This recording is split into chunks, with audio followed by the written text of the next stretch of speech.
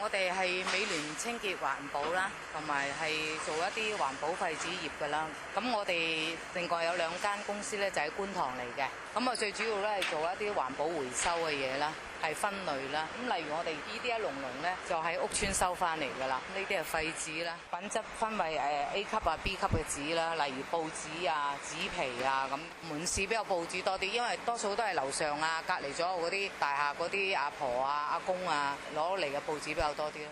就透過呢啲機啦，分類咗啦，就將佢會壓成係一嚿一嚿嘅廢紙，咁就會出去碼頭度。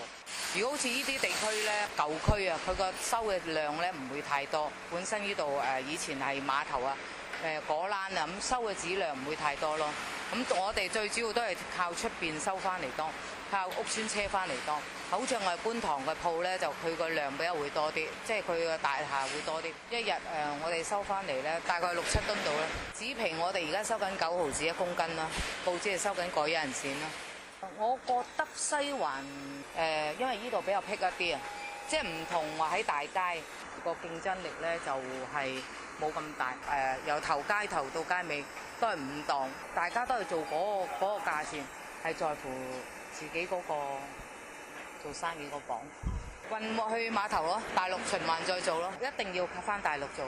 地方啦，好緊要啦，同埋最主要個洞係做唔到嗰個環保廢氣啊！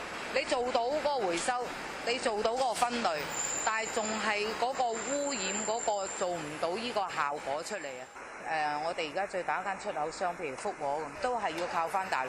而家香港只係做到分乾淨，但係始終都係要上大陸。